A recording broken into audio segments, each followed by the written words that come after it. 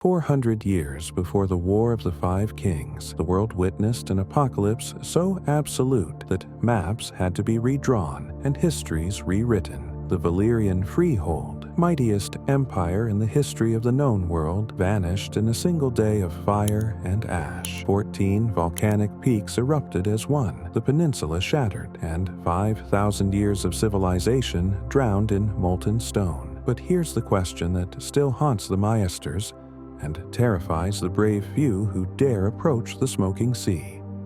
Was it accident or assassination? To understand the magnitude of what was lost, one must first glimpse Valyria in its prime. And what a vision it was. The freehold stretched across half a continent, from the smoking sea in the west to the edges of Slaver's Bay in the east.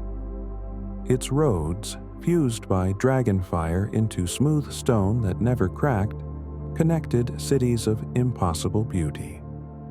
Towers soared higher than any structure in Westeros, their foundations shaped not by hammer and chisel, but by sorcery that liquefied stone and reformed it according to the whims of its masters. The Valyrians were not merely builders, they were gods who walked the earth. Their secret lay in two sources of power that, when combined, made them unstoppable. First, the dragons. Hundreds of them darkened the skies, each one bonded to a dragon lord from the 40 noble families who ruled the freehold. These were not the last weakened dragons that Daenerys would later hatch in the Red Waste. These were monsters of legend, some large enough to swallow mammoths whole, their flames hot enough to melt stone and turn sand to glass. But dragons alone did not forge an empire. The second source of Valyrian supremacy was their mastery of blood magic and metallurgy. In the depths of the 14 Flames, vast volcanic mountains that ringed the peninsula, Valyrian sorcerers combined spells with fire to create wonders. They forged steel that held an edge no blacksmith could match, blades so sharp they could shear through iron and steel as if cutting silk. This Valyrian steel would outlast the civilization that created it, each blade worth a fortune even 4 centuries after the Doom. In their minds, deep within the mountains where heat and darkness ruled, slaves toiled in conditions that would break any man. Thousands died each year, their lives spent extracting the precious ores and materials that fed Valyria's hunger for expansion. The slaves came from every corner of the world, from the steppes of Essos, from the islands of the Summer Sea, from conquered cities that dared resist the dragon lords. These slaves whispered prayers to forgotten gods, begging for deliverance from their torment. Someone, it seems, was listening. The Dragon Lord families, Targaryen, Valerian, Celtigar, Belaeris, and dozens more, lived in splendor that would make even the wealthiest lords of Westeros weep with envy. Their palaces gleamed with gold and crystal. Their gardens bloomed with flowers from 100 different lands. Their feasts lasted for weeks, and their conflicts were settled in the sky, dragon against dragon, while the world below trembled and watched. They believed themselves eternal, untouchable, beyond the reach of gods or men. The Valyrians had conquered the Giscari Empire, which had ruled for 5,000 years before them. They had pushed back the Dothraki, burned the cities of Sarnor, and brought civilization, their civilization, to the savage corners of Essos. Their ships, protected by dragon riders, commanded every sea. Their merchants traded in every port. Their language became the tongue of commerce and culture across the known world. For 5,000 years, Valyria ascended. Each generation built upon the achievements of the last, pushing the boundaries of what was possible. They mapped the stars, crafted artifacts of immense power, and pursued knowledge with an obsession that bordered on madness. But obsession, as history teaches, often leads to blindness. The Dragon Lords were so consumed with their own magnificence that they failed to notice the cracks forming beneath their feet. Or perhaps they noticed and simply did not care, believing that their magic and their dragons could overcome any obstacle, could bind even the earth itself to their will. They were wrong, and the price of that arrogance would be paid not in gold or blood, but in the complete annihilation of everything they had built. But before the flames came, before the earth opened and swallowed the greatest civilization the world had ever known, there were warnings, omens and prophecies that the wise recognized and the proud ignored. The doom did not arrive without heralds.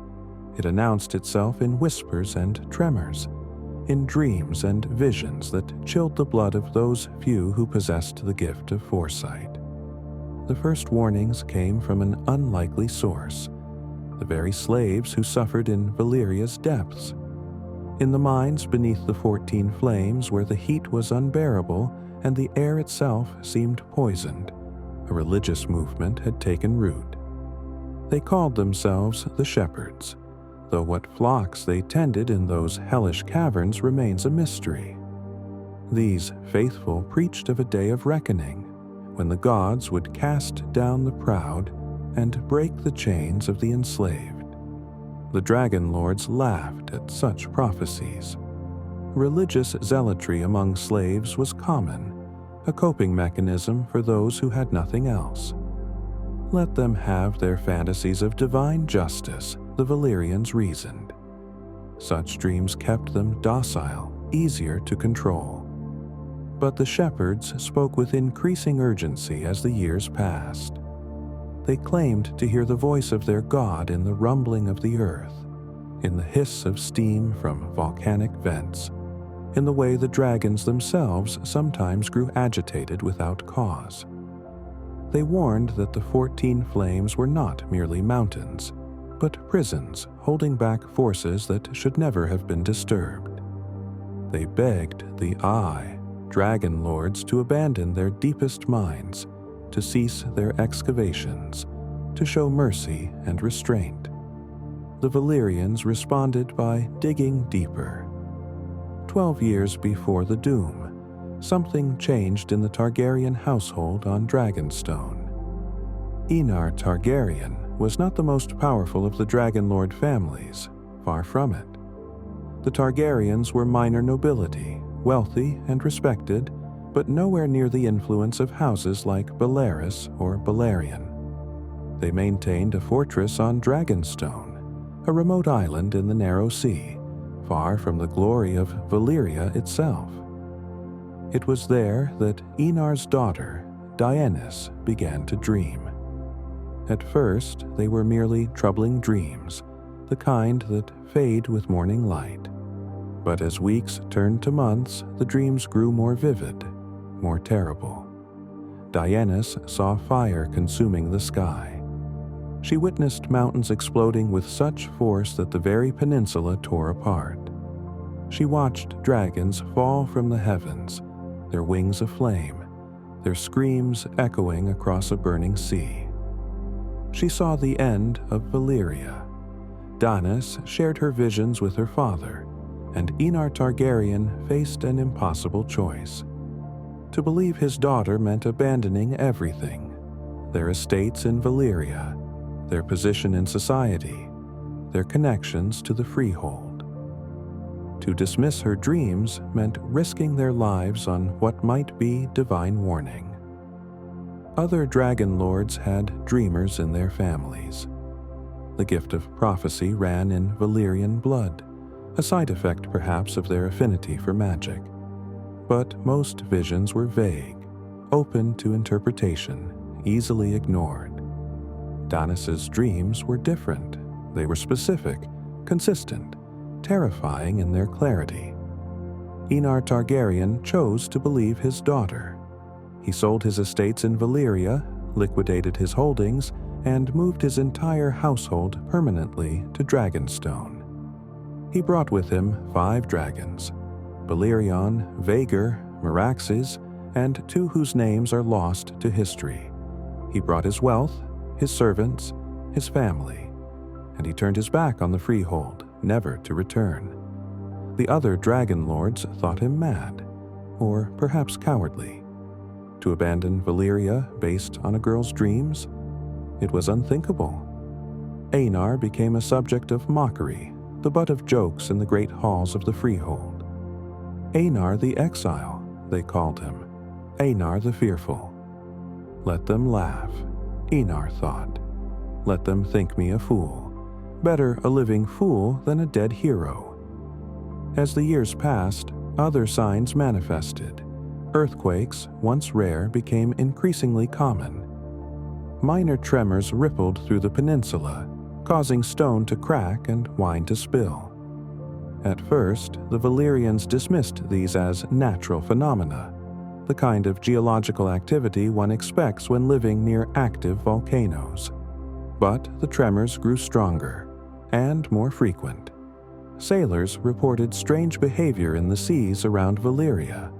Waters that had been calm for centuries suddenly churned with unusual currents.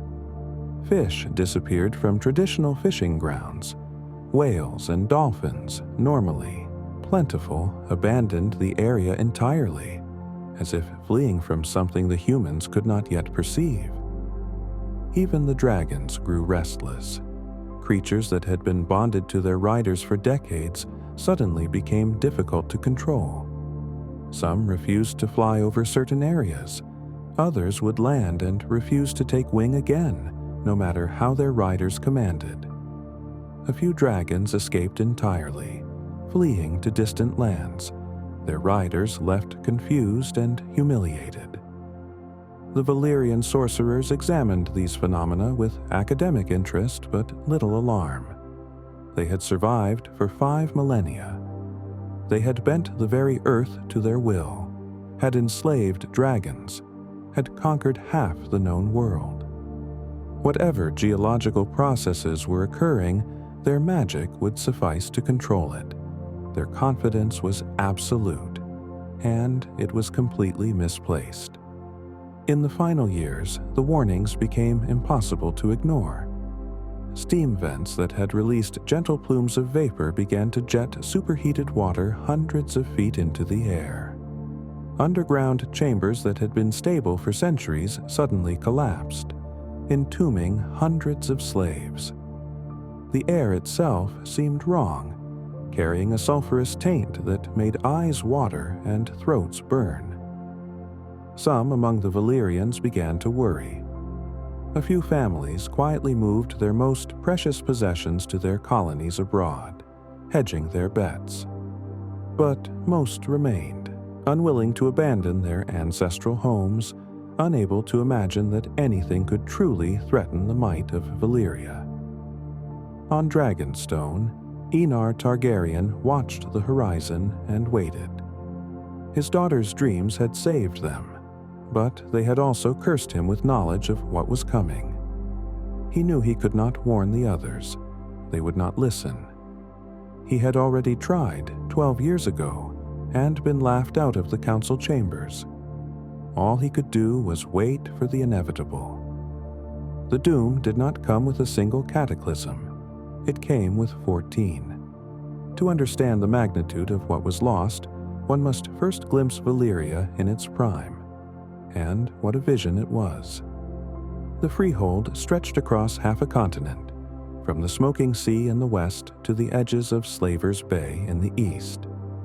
Its roads, fused by dragonfire into smooth stone that never cracked, connected cities of impossible beauty. Towers soared higher than any structure in Westeros, their foundations shaped not by hammer and chisel, but by sorcery that liquefied stone and reformed it according to the whims of its masters. The Valyrians were not merely builders. They were gods who walked the earth. Their secret lay in 2 sources of power that, when combined, made them unstoppable. First, the dragons.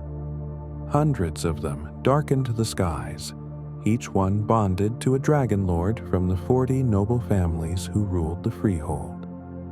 These were not the last weakened dragons that Daenerys would later hatch in the Red Waste. These were monsters of legend, some large enough to swallow mammoths whole, their flames hot enough to melt stone and turn sand to glass. But dragons alone did not forge an empire. The second source of Valyrian supremacy was their mastery of blood magic and metallurgy. In the depths of the 14 Flames, vast volcanic mountains that ringed the peninsula, Valyrian sorcerers combined spells with fire to create wonders. They forged steel that held an edge no blacksmith could match. Blades so sharp they could shear through iron and steel as if cutting silk. This Valyrian steel would outlast the civilization that created it, each blade worth a fortune even 4 centuries after the Doom. In their minds, deep within the mountains where heat and darkness ruled, slaves toiled in conditions that would break any man. Thousands died each year, their lives spent extracting the precious ores and materials that fed Valyria's hunger for expansion. The slaves came from every corner of the world, from the steppes of Essos, from the islands of the Summer Sea, from conquered cities that dared resist the dragon lords. These slaves whispered prayers to forgotten gods, begging for deliverance from their torment. Someone, it seems, was listening. The dragon lord families, Targaryen, Velaryon, Celtigar, Belaeris, and dozens more, lived in splendor that would make even the wealthiest lords of Westeros weep with envy. Their palaces gleamed with gold and crystal. Their gardens bloomed with flowers from 100 different lands. Their feasts lasted for weeks, and their conflicts were settled in the sky, dragon against dragon, while the world below trembled and watched. They believed themselves eternal, untouchable, beyond the reach of gods or men. The Valyrians had conquered the Giscari Empire, which had ruled for 5,000 years before them.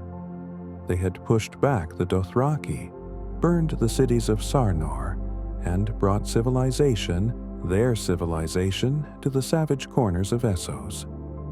Their ships, protected by dragon riders, commanded every sea. Their merchants traded in every port. Their language became the tongue of commerce and culture across the known world. For 5,000 years, Valyria ascended. Each generation built upon the achievements of the last, pushing the boundaries of what was possible. They mapped the stars, crafted artifacts of immense power, and pursued knowledge with an obsession that bordered on madness. But obsession, as history teaches, often leads to blindness. The dragon lords were so consumed with their own magnificence that they failed to notice the cracks forming beneath their feet. Or perhaps they noticed and simply did not care, believing that their magic and their dragons could overcome any obstacle, could bind even the earth itself to their will. They were wrong, and the price of that arrogance would be paid not in gold or blood, but in the complete annihilation of everything they had built.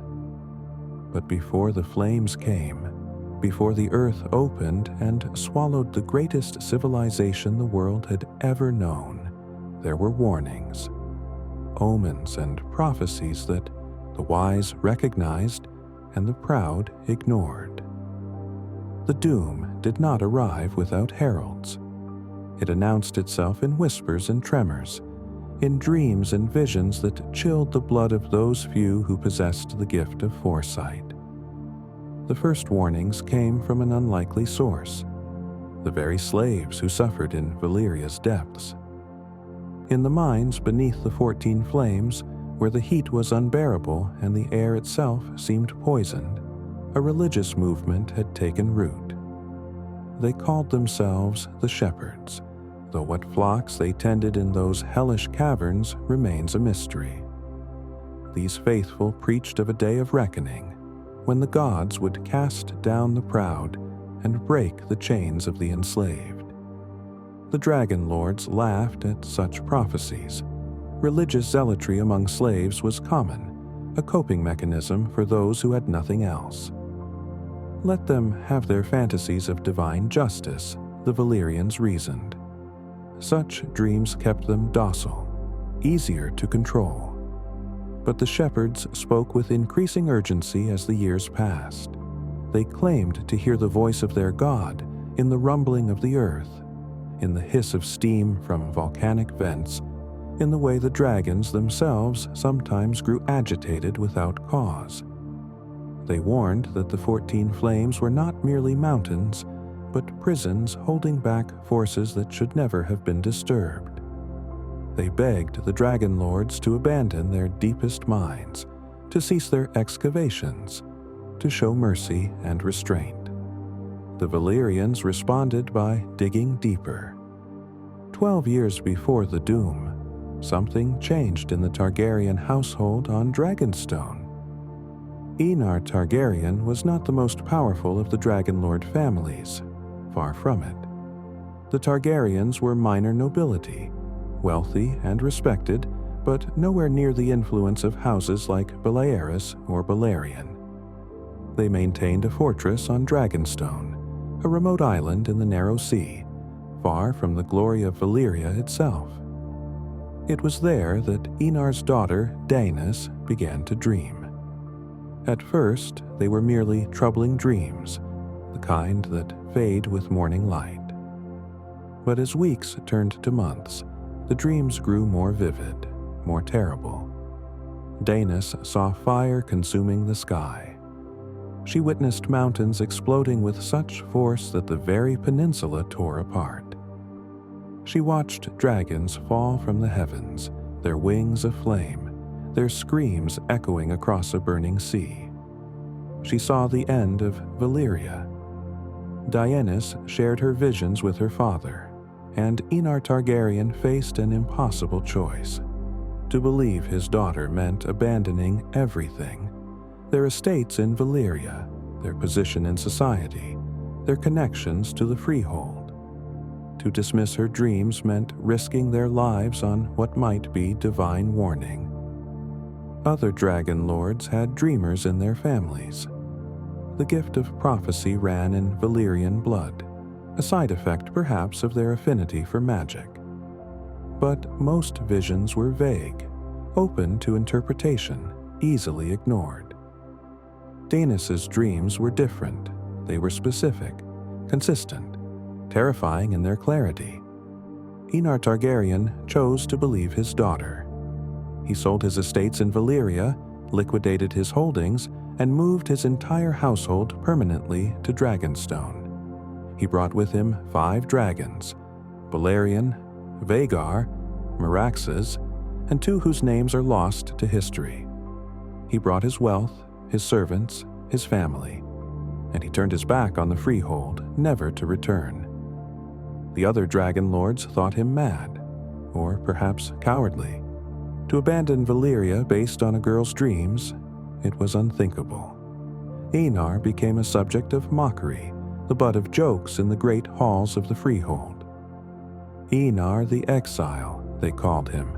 Eonar the Fearful. Let them laugh, Eonar thought. Let them think me a fool. Better a living fool than a dead hero. As the years passed, other signs manifested. Earthquakes, once rare, became increasingly common.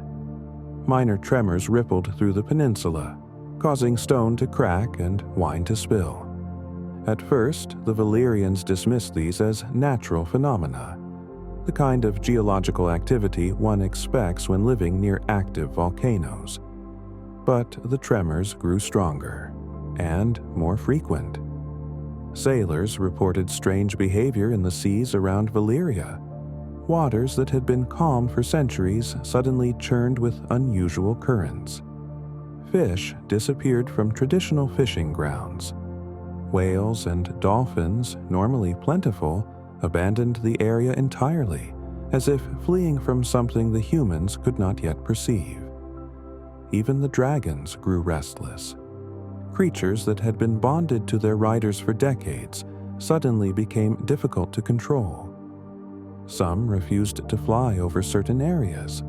Others would land and refuse to take wing again, no matter how their riders commanded. A few dragons escaped entirely, fleeing to distant lands, their riders left confused and humiliated. The Valyrian sorcerers examined these phenomena with academic interest but little alarm. They had survived for 5 millennia. They had bent the very earth to their will, had enslaved dragons, had conquered half the known world. Whatever geological processes were occurring, their magic would suffice to control it. Their confidence was absolute, and it was completely misplaced. In the final years, the warnings became impossible to ignore. Steam vents that had released gentle plumes of vapor began to jet superheated water hundreds of feet into the air. Underground chambers that had been stable for centuries suddenly collapsed, entombing hundreds of slaves. The air itself seemed wrong, carrying a sulfurous taint that made eyes water and throats burn. Some among the Valyrians began to worry. A few families quietly moved their most precious possessions to their colonies abroad, hedging their bets.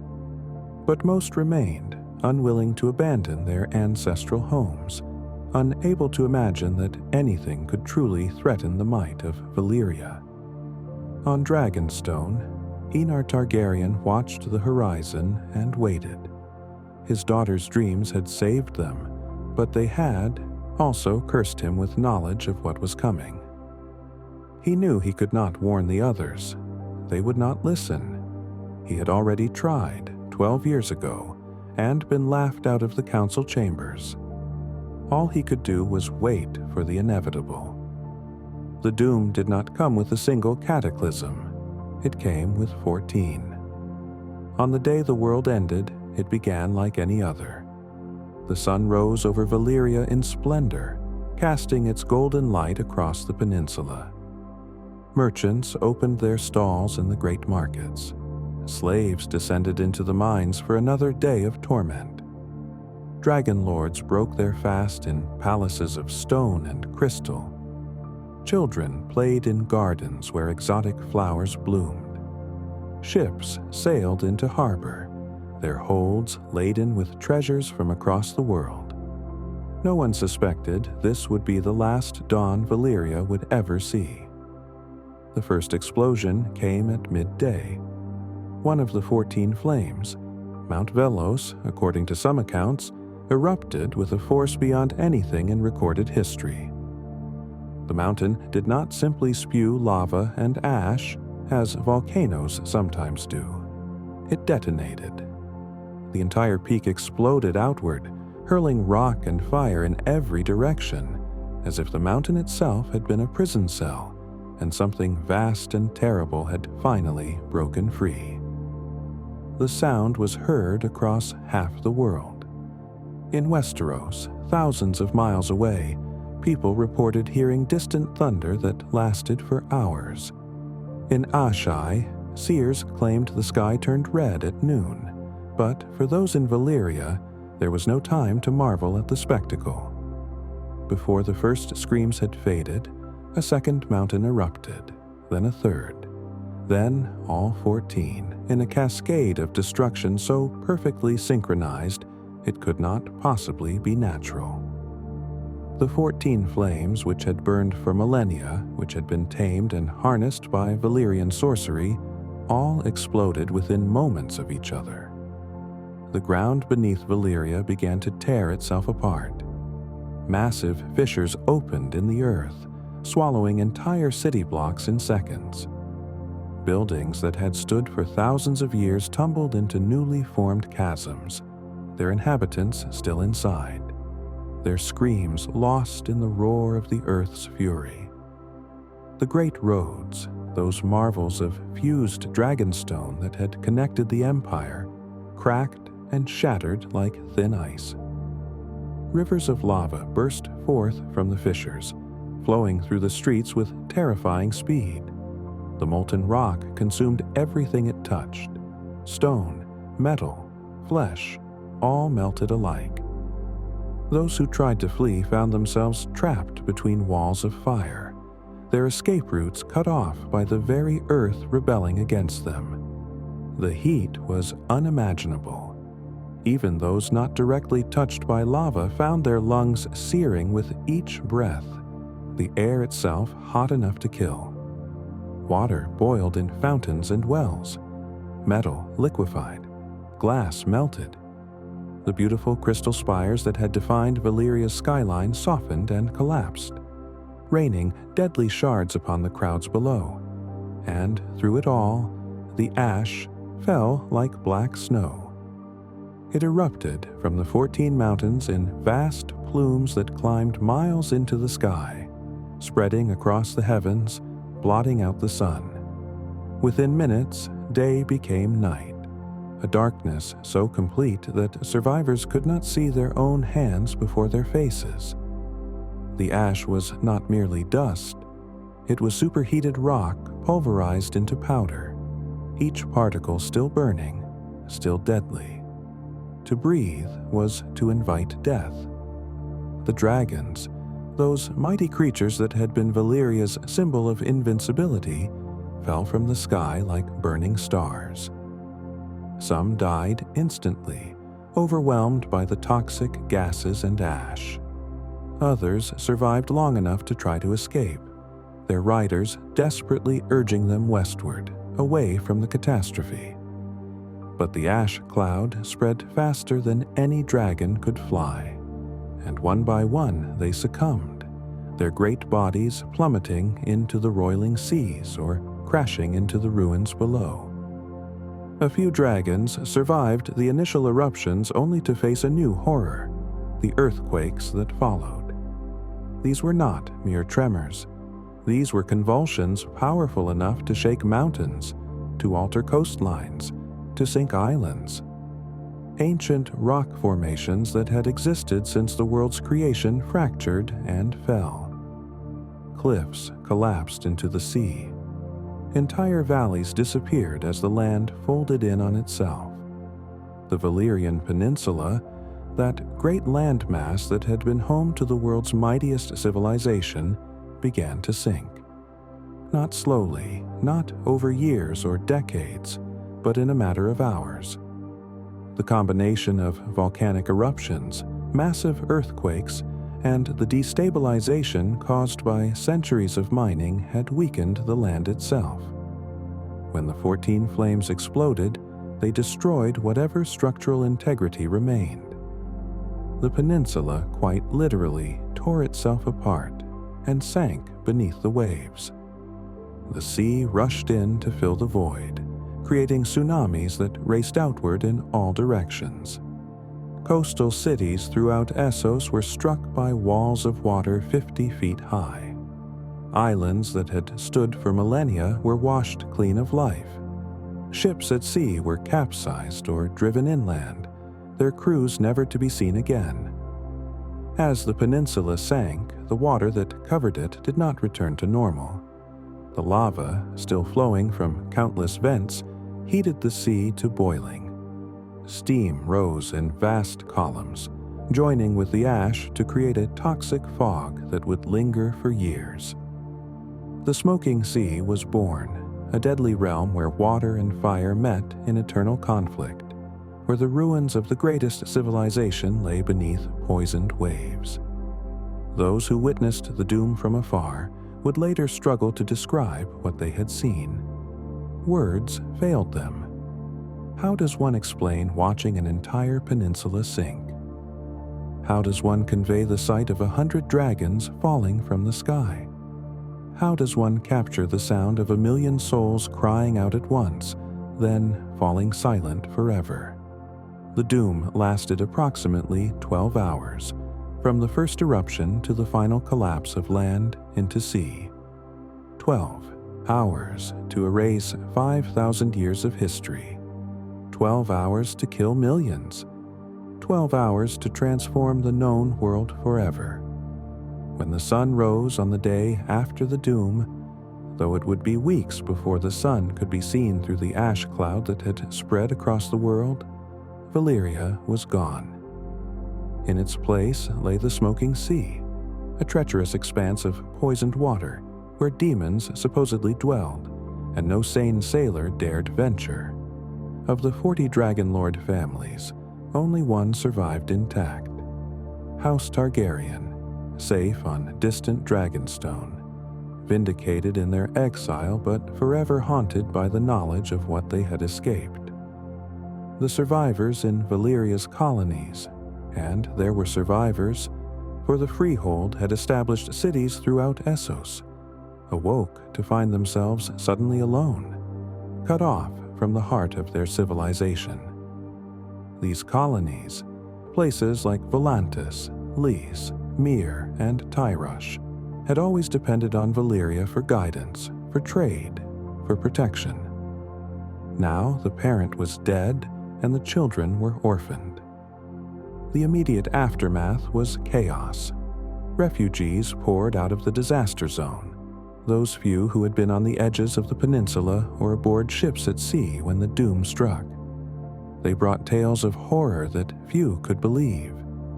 They spoke of mountains exploding, of the earth opening to swallow cities whole, of dragons burning as they fell from ash-choked skies. Many thought them mad. Surely nothing could destroy Valyria. Surely the Freehold, mighty and eternal, could not simply cease to exist. But as days turned to weeks, and no ships came from Valyria, and the ash continued to darken the sky, the truth became inescapable. The Freehold was gone. Valyria was no more. The question that haunted survivors, that haunts scholars still, is simple yet terrible.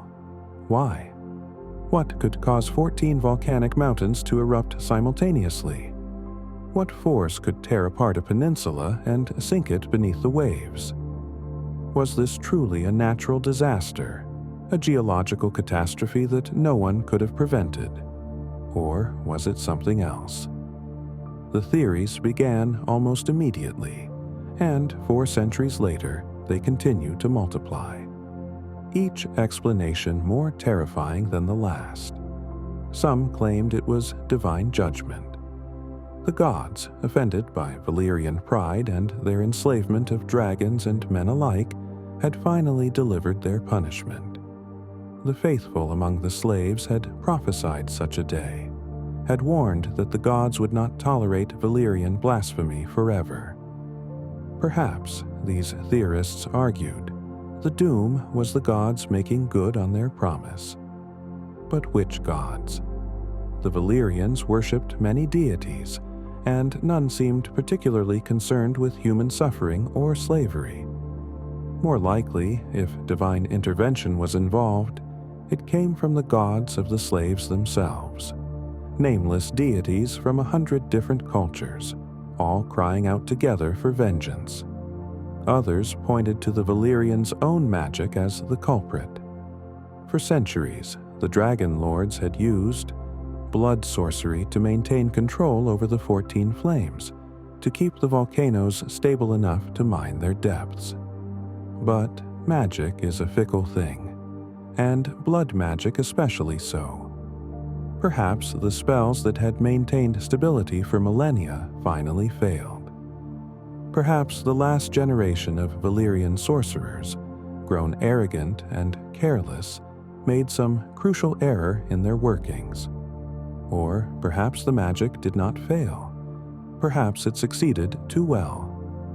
Some scholars suggest that the Valyrians, in their endless quest for more power, more dragons, more wealth, had pushed their sorcery too far.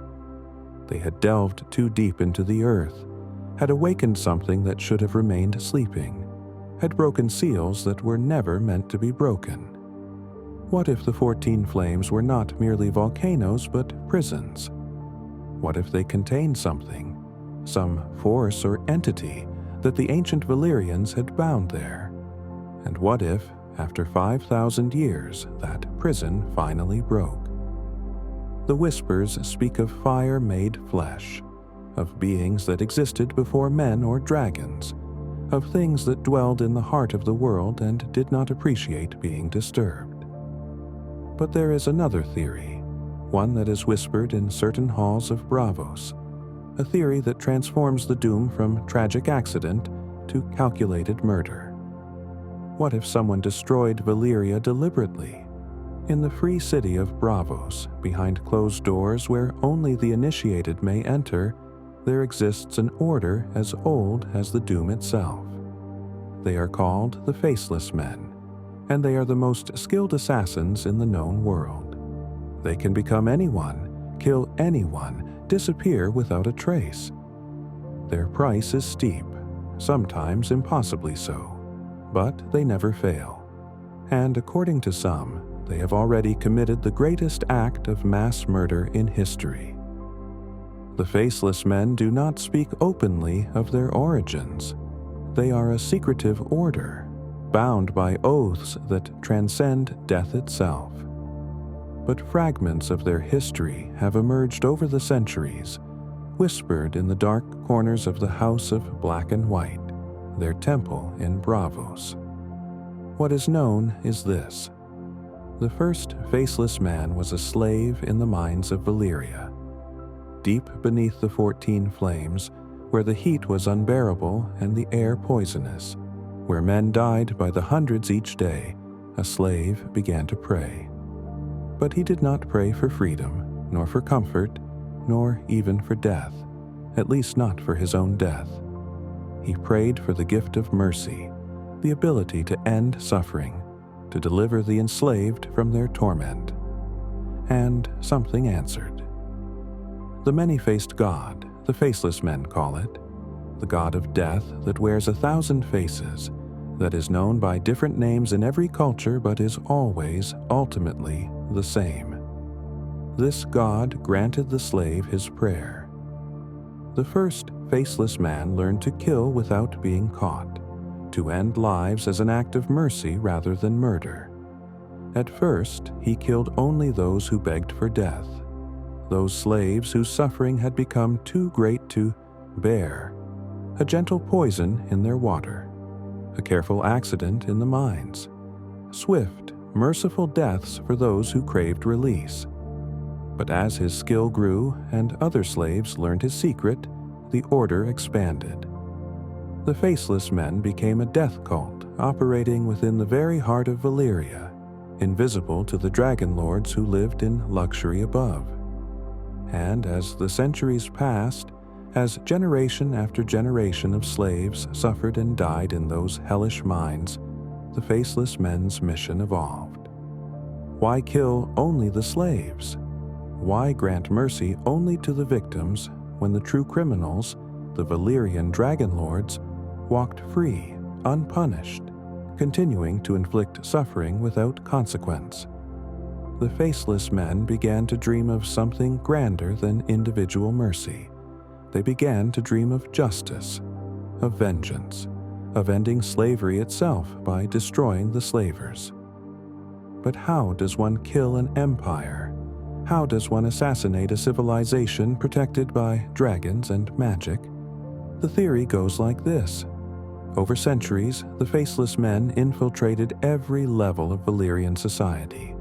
They became slaves, yes, but also overseers, miners, engineers, sorcerers.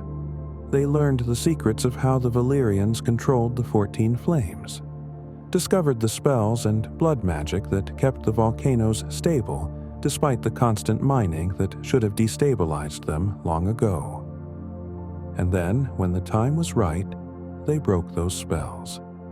One imagines it required coordination beyond anything attempted before or since. Faceless Men in position at all 14 volcanic peaks, each one prepared to sabotage the magical wards at precisely the same moment. One imagines years, perhaps decades, of preparation, of positioning, of waiting for the perfect opportunity. And when that moment came, they struck.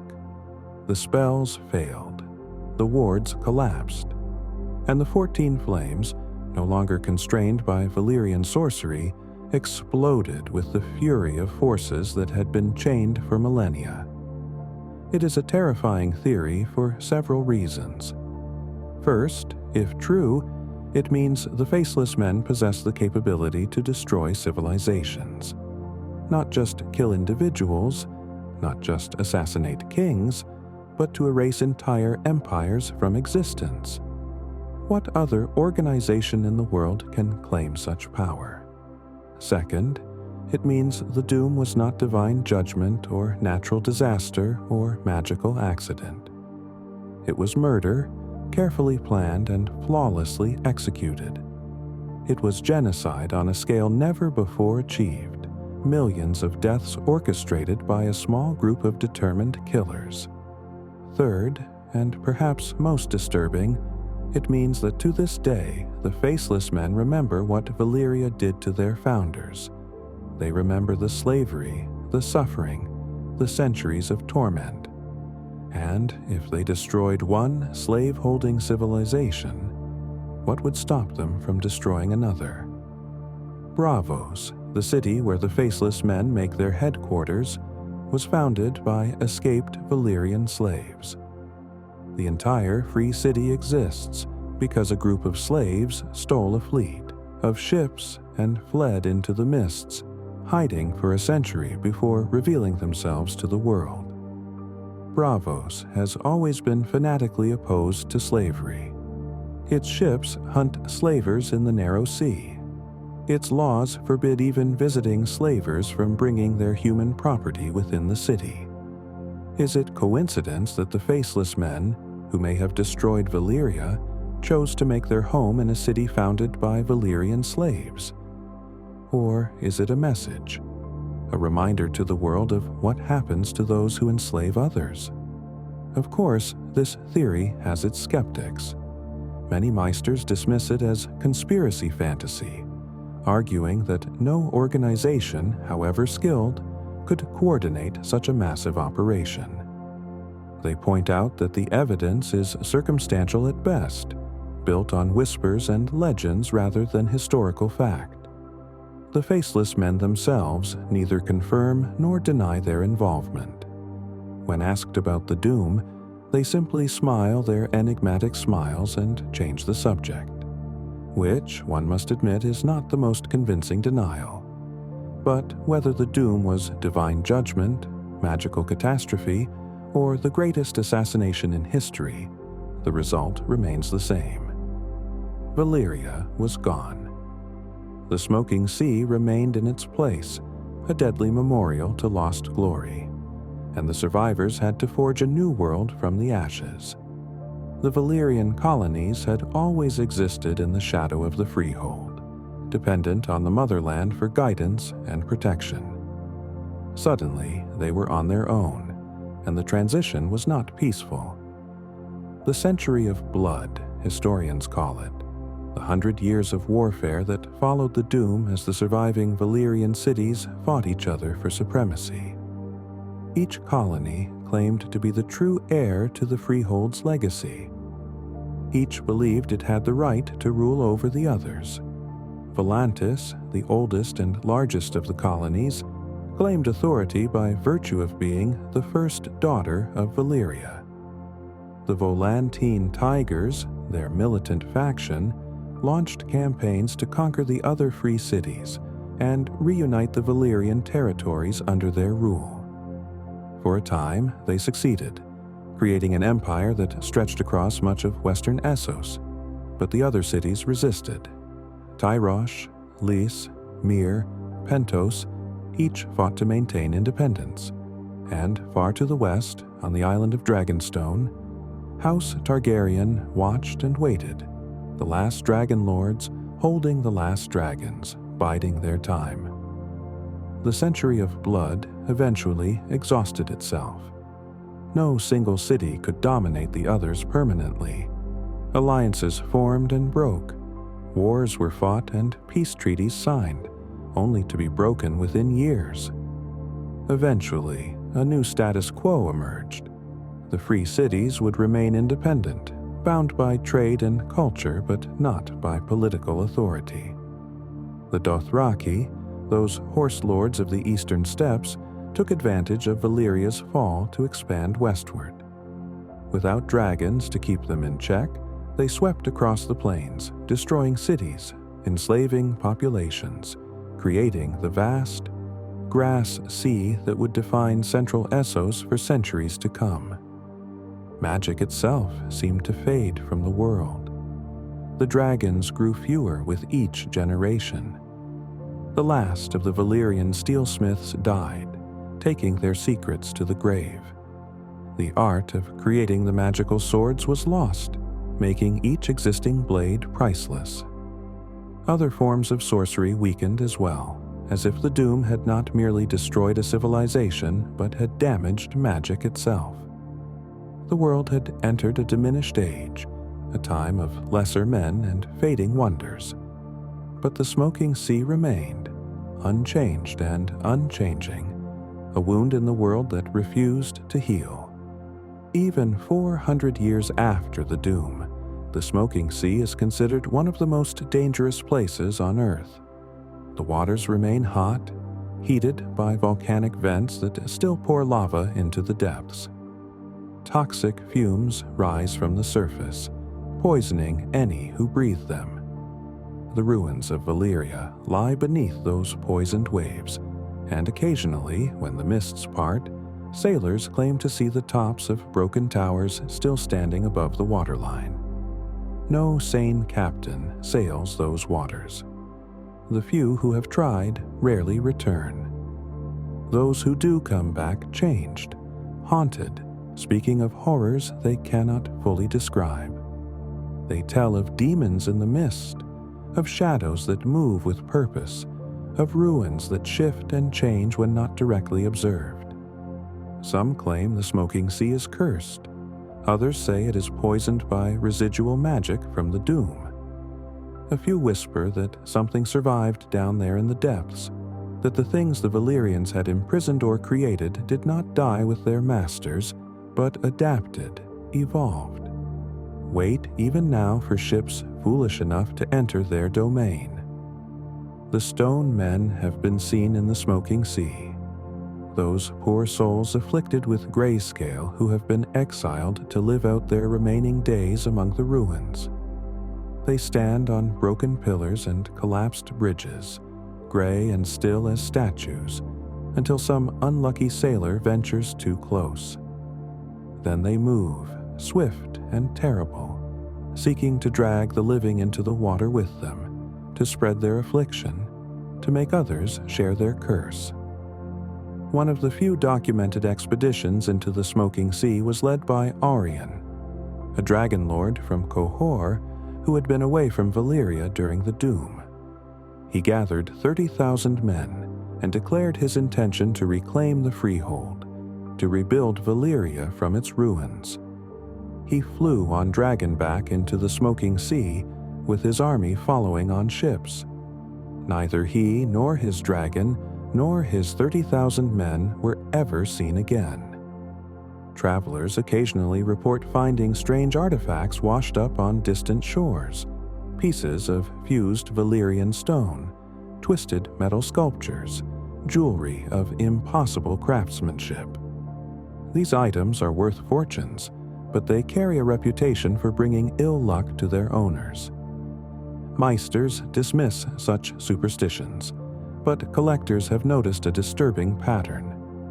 Those who own Valyrian artifacts often die young, or go mad, or suffer tragedies that seem too frequent to be mere coincidence. The smoking sea has become, in the 4 centuries since the Doom, a place of legend and nightmare. Parents frighten children with the tales of what dwells there. Sailors make signs against evil when sailing anywhere near its borders. Even the bravest sellswords refuse contracts that would take them into those waters. And yet, despite the danger, despite the death that waits in those poisoned waves, there are always those who are willing to try. Treasure hunters seeking Valyrian steel, scholars hoping to recover lost knowledge, adventurers who believe they can succeed where so many others failed. The smoking sea claims them all, adding their bones to the millions who already rest beneath its toxic waves. But for all the horror that the doom represented, for all the death and destruction it wrought, it also created opportunities. It cleared away the old order and made space for something new. And nowhere was this more evident than in the rise of House Targaryen. For 12 years, Enar Targaryen had endured mockery. His fellow dragon lords had called him coward, fool, weakling. They laughed at the man who abandoned Valyria because his daughter had nightmares. Some suggested he had lost his courage. Others whispered he had lost his mind. Enar bore their scorn in silence because he knew something they did not. He knew they were already dead. When news of the doom finally reached Dragonstone, carried by a survivor on a damaged ship, the man half mad with what he had witnessed, Enar did not celebrate. There is no joy in being right about apocalypse. Instead, he gathered his family and made them understand the weight of what had occurred. House Targaryen was now the last of the Dragon Lord families. The blood of old Valyria flowed in their veins alone. The survival of their entire civilization, its language, its customs, its very identity, now rested on their shoulders. It was a burden that would shape their destiny for the next century. Enar's son, Aegon, the first of that name, would eventually take that burden and transform it into opportunity. But that conquest lay more than a century in the future. For now, the Targaryens focused on survival, on preserving what they could of Valyrian culture, on maintaining their dragons in a world where no new dragons were being born. The dragons, those magnificent creatures that had been Valyria's greatest weapon, were dying out. With the doom, something essential had been lost. Perhaps the knowledge of how to encourage dragons to breed, perhaps the magical environment of the 14 flames that had allowed them to thrive. Whatever the cause, dragon eggs grew rarer with each passing decade. House Targaryen guarded their dragons jealously. Balerion, Vhagar, and Meraxes. These three would become the most famous dragons in Westerosi history, but in the years after the doom, they represented something far more precious. The last true link to Valyrian power. On Dragonstone, the Targaryens waited. They watched as the century of blood consumed Essos. They observed the free cities tearing each other apart, fighting over the scraps of Valyrian glory. And they looked westward, toward the 7 kingdoms of Westeros, that vast continent ruled by squabbling kings who had never faced dragons in battle. Aegon Targaryen, who would later be called the Conqueror, saw opportunity where others saw only chaos. The doom had destroyed his ancestral homeland, yes, but it had also freed him from obligation to the freehold. He was no longer a minor dragon lord in a vast empire. He was the last dragon lord, period. And with 3 dragons at his command, he could forge an empire of his own. The conquest of Westeros began in Sutha BC, 2 years before the Targaryen calendar that would eventually mark time across both continents. Aegon landed at the mouth of the Blackwater Rush with a small army, his 2 sister wives Visenya and Rhaenys, and 3 dragons. The kings of Westeros had no answer to dragonfire. Their armies, no matter how large, could not withstand creatures that burned thousands of men in minutes. Their castles, no matter how strong, offered no protection when dragons could melt stone itself. One by one, the kingdoms fell or bent the knee. The Field of Fire saw 4,000 men burned alive when Aegon and his sisters unleashed their dragons on a combined army. Harrenhal, the mightiest fortress ever built, was reduced to a burned-out shell in a single night. The last Storm King charged Aegon alone and was incinerated before he could strike a blow. Within 2 years, Aegon ruled 6 of the 7 kingdoms. Only Dorne resisted, and would continue to resist for another 2 centuries, but even they eventually joined through marriage rather than face the dragons again. The Targaryen conquest succeeded because the Doom had occurred. Without Valyria's fall, Aegon would have remained a minor nobleman on Dragonstone, owing fealty to the freehold. He would never have dared claim a kingdom for himself, would never have had the freedom to act independently. The Doom destroyed one empire and created the conditions for another. For nearly 300 years, House Targaryen ruled Westeros from the Iron Throne. They brought Valyrian culture to a continent that had never known it. The language became the tongue of learning. The customs influenced fashion and architecture. The very calendar was reformed to mark time from Aegon's conquest. But they also brought the Valyrian tendency toward madness. The Dragon Lords had practiced incestuous marriage to keep their bloodlines pure, believing that only those of pure Valyrian descent could bond with dragons. The Targaryens continued this practice, wedding brother to sister, uncle to niece, cousin to cousin. Sometimes it produced great rulers, other times it produced monsters. When a Targaryen is born, the saying went, the gods flip a coin. Madness or greatness with nothing in between. Some kings were wise and just. Others burned men alive for amusement. The last Targaryen king, Aerys II, became so insane that his own Kingsguard eventually killed him to save the city of King's Landing from destruction. By the time Robert's rebellion ended the Targaryen dynasty, only 3 members of the family remained: Viserys, Daenerys, and the infant Aegon, who may or may not have survived the sack of King's Landing.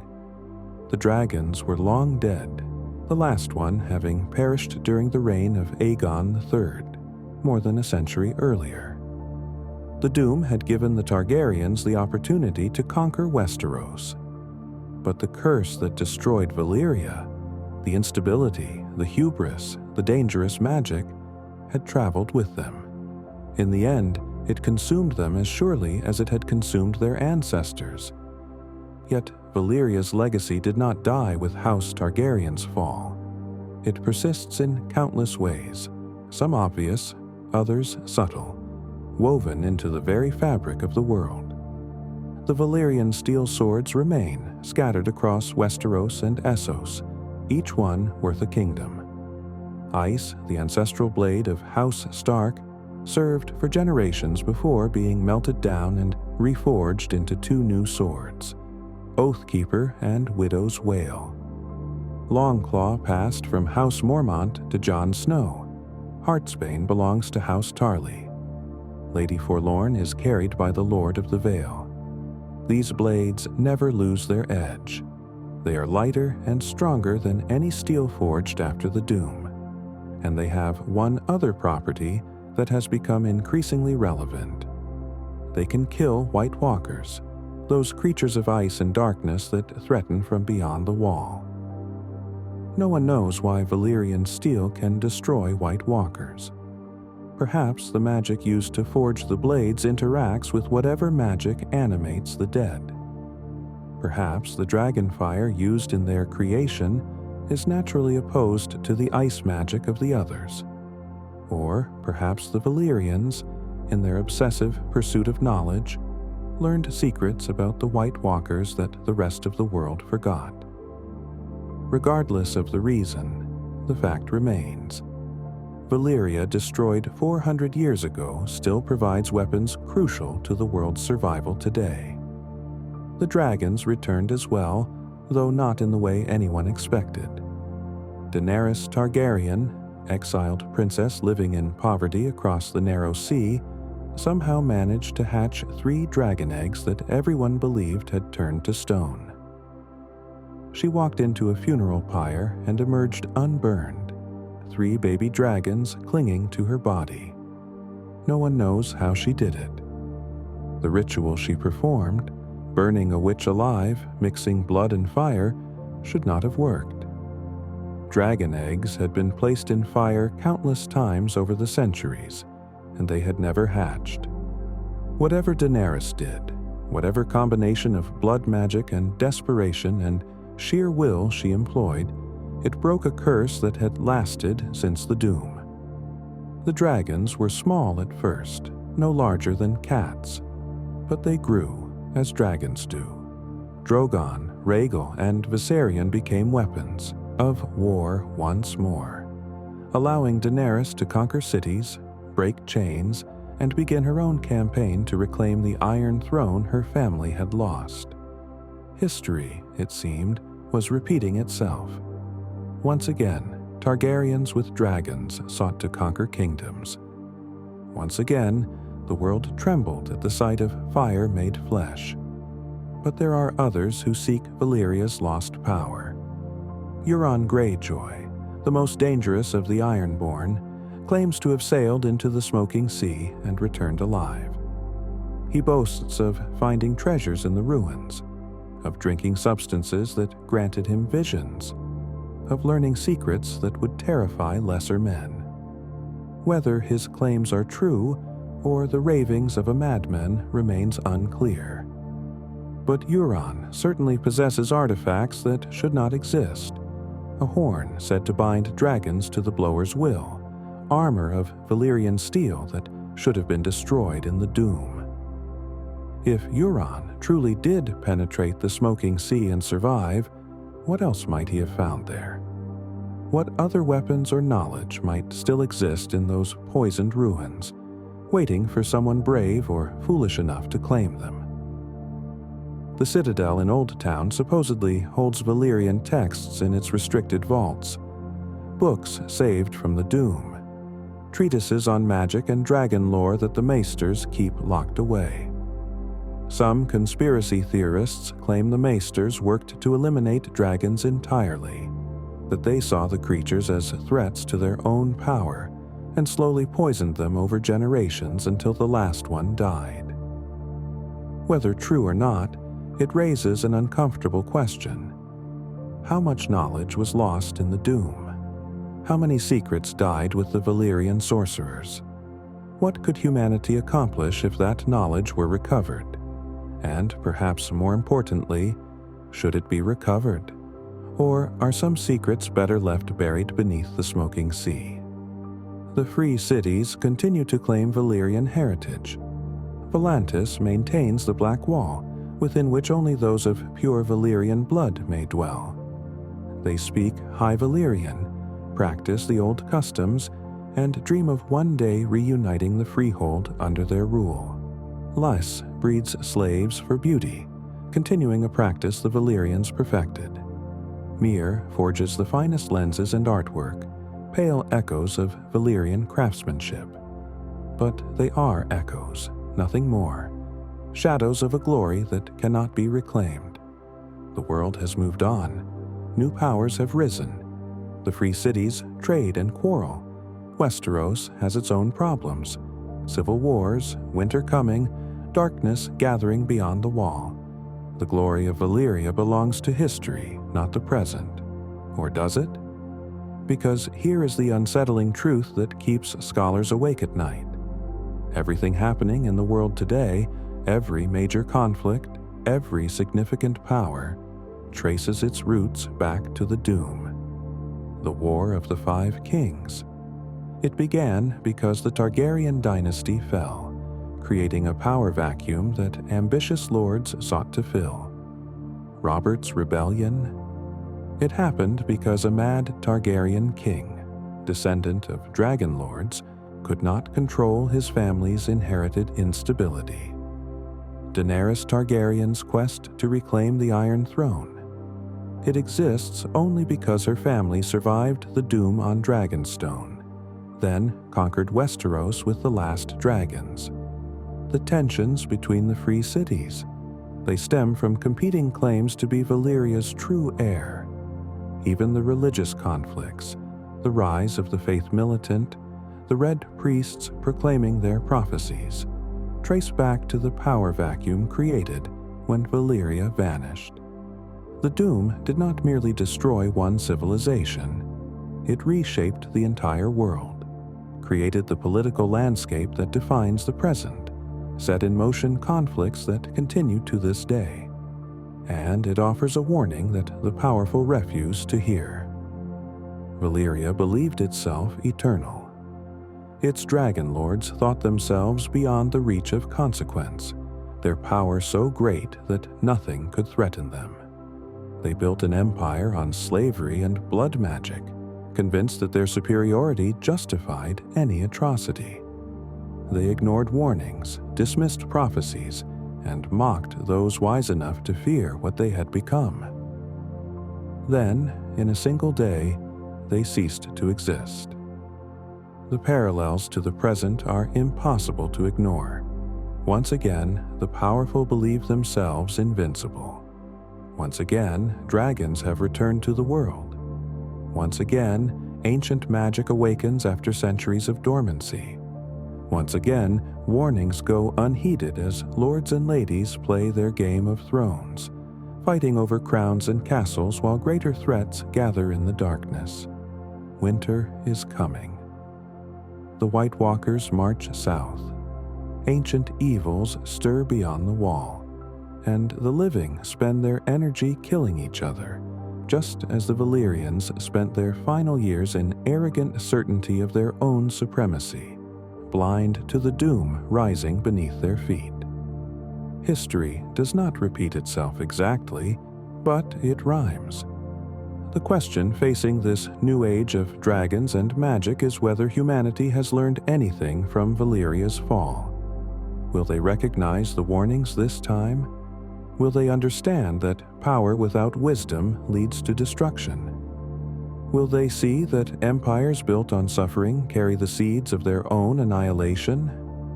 Or will they march confidently toward their own doom, convinced as the Valyrians were that catastrophe is something that happens to other people in other times? The smoking sea remains as testimony to hubris. The ruins beneath those poisoned waves whisper their warning to any willing to listen. No empire lasts forever. No power is absolute.